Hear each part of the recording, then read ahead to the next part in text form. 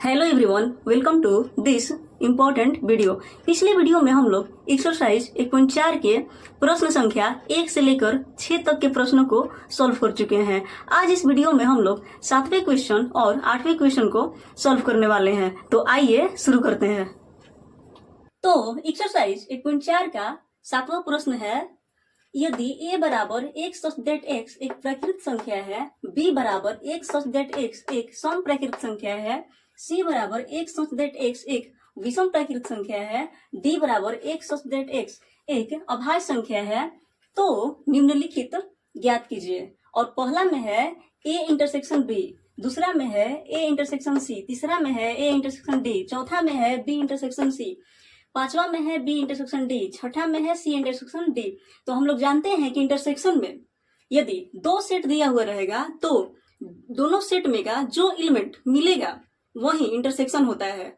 और यदि इंटरसेक्शन में यदि 3 सेट रहेगा और तीनों सेट में से कोई भी एलिमेंट मिलेगा तो हम लोगों का जो आएगा, जो एलिमेंट मिलेगा और जो आएगा वही हम लोगों का इंटरसेक्शन होता है। तो पहला इसमें का प्रश्न है ए इंटरसेक्शन बी। तो यहाँ पर हम लोग सेट ए और सेट बी में देखेंगे कि कौन कौन एलिमेंट मिल रहा है। तो सेट ए, सबसे पहले हम लोग set A, set B, set C, set D को हम लोग रोस्टर रूप में बदल दे रहे हैं। तो ए बराबर कितना हो जाएगा, ए बी सी और डी। तो ए कह रहा है कि एक संख्या x एक प्रकृत संख्या है। प्रकृत संख्या का मतलब होता है वैसी संख्या जिसको हम लोग काउंट कर सकें। तो एक से लेकर के अनंत तक की संख्याएं हैं। तो यहाँ पर 1 2 3 4 dot dot dot dot dot, यही हम लोग का प्रकृत संख्या है। हम लोग इसको आगे भी लिख सकते हैं कि 5 6 7 8 9 dot dot dot dot dot.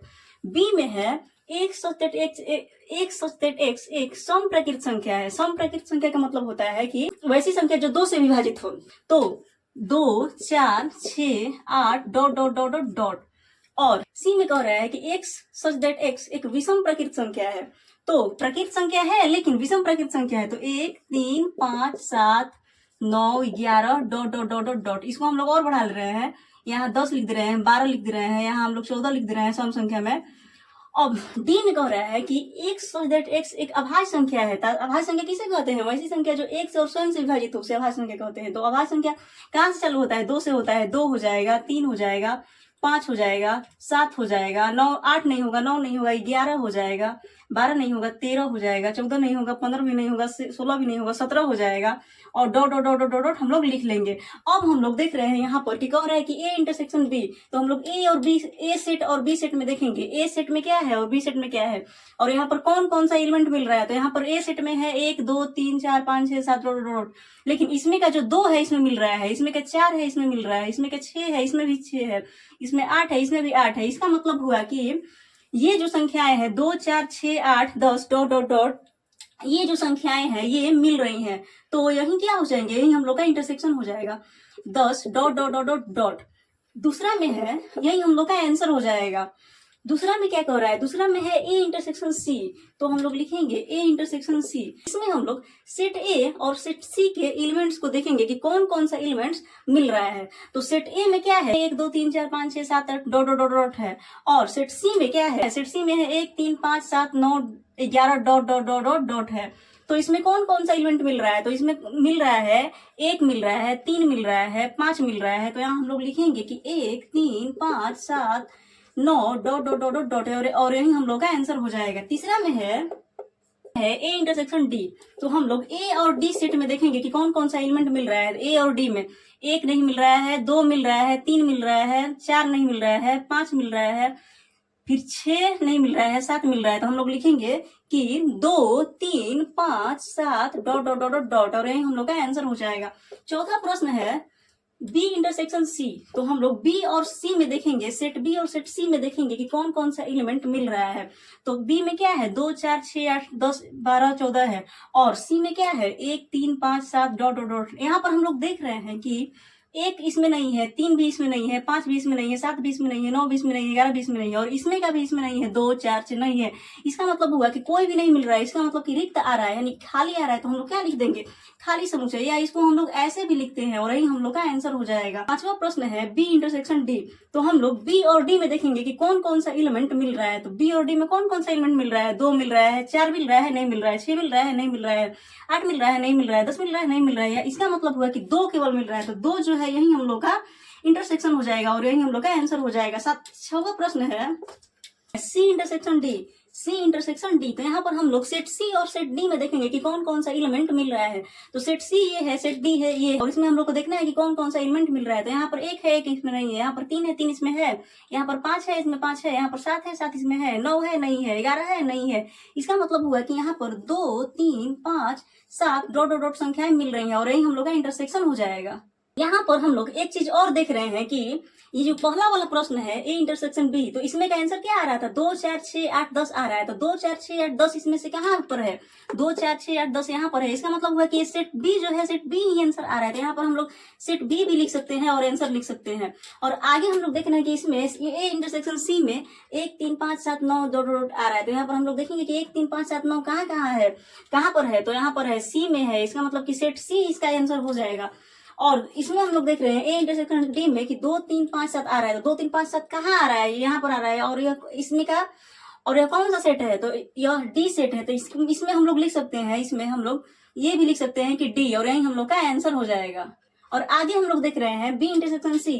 तो इसमें रिक्त समुच्चय यहाँ पर है, नहीं है, और ये 2 आ रहा है। तो 2 इसमें है, किसी में नहीं है। यहाँ पर छठे नंबर में हम लोग देख रहे हैं कि सी इंटरसेक्शन डी दिया हुआ है। तो 2 3 5 7 कहीं पर मिल रहा है, 2 3 5 7 हाँ यहाँ पर मिल रहा है। तो इसका आंसर क्या हो जाएगा, डी हो जाएगा। लेकिन यहाँ पर सी इंटरसेक्शन डी में हम लोग निकालने हैं, तो यहाँ पर जो 2 है ये इसमें नहीं मिल रहा है। तो यहाँ पर 2 नहीं होगा, यहाँ पर 2 नहीं होगा, यहाँ पर 3 5 7 ही होगा। तो यहाँ पर हम लोग क्या लिख देंगे, 3 5 7, और यही हम लोग का आंसर हो जाएगा। और 3 5 7 कहीं पर भी नहीं मिल रहा है, तो इसलिए हम लोग सेट को, जो सेट दिया हुआ है उस सेट को हम लोग नहीं लिखेंगे, और यही हम लोग का आंसर हो जाएगा। 8वें नंबर का प्रश्न है निम्नलिखित समुच्चय युग्मों में से कौन से युग्म असंयुक्त हैं।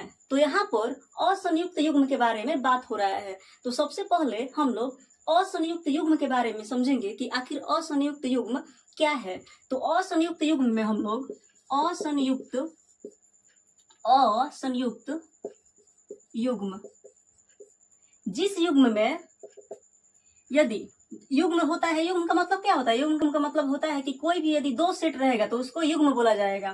तो यदि 2 सेट में मान लीजिए सेट ए है और सेट बी है, और इसका हम लोग इंटरसेक्शन निकालेंगे, और यदि यह रिक्त समुच्चय के बराबर आएगा, या इसको हम लोग बोलते हैं फाई के बराबर आएगा, तो उसको बोला जाएगा कि असंयुक्त युग्म है। और यदि फाई के बराबर यानी कि रिक्त समुच्चय के बराबर नहीं आएगा, तो उसको हम लोग बोलेंगे कि यह असंयुक्त युग्म नहीं है।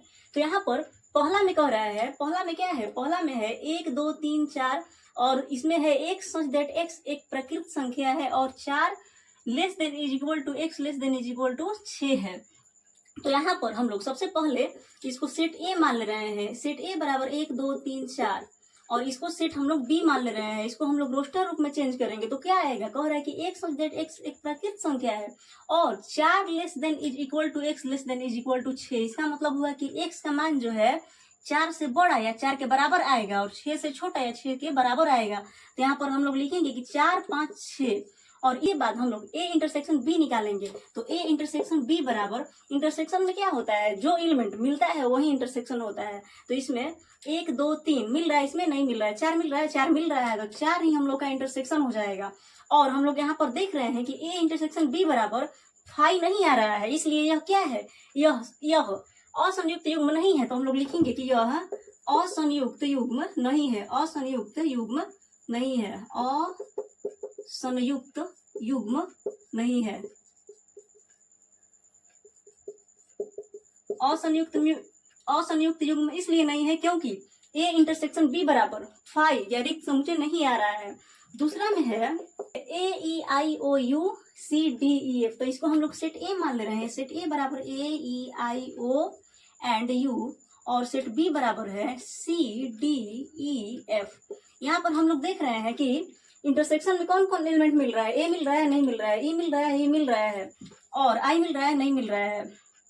ई केवल मिल रहा है, तो हम लोग लिखेंगे कि ए इंटरसेक्शन बी बराबर ई मिल रहा है।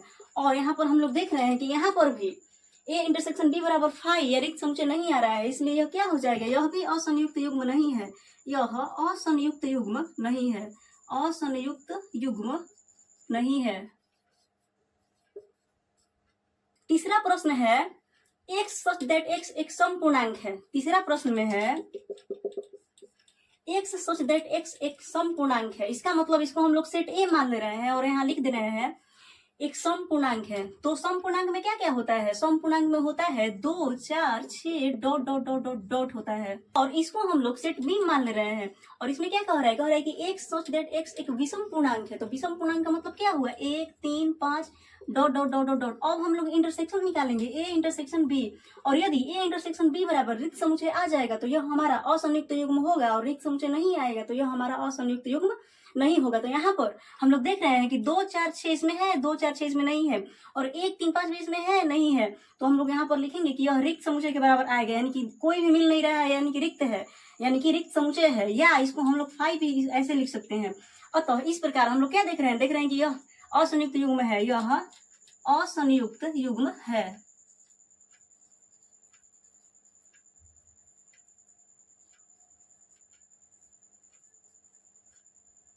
आशा करती हूँ आप लोगों को क्वेश्चन नंबर 8 और 9 का सॉल्यूशन समझ में आया होगा।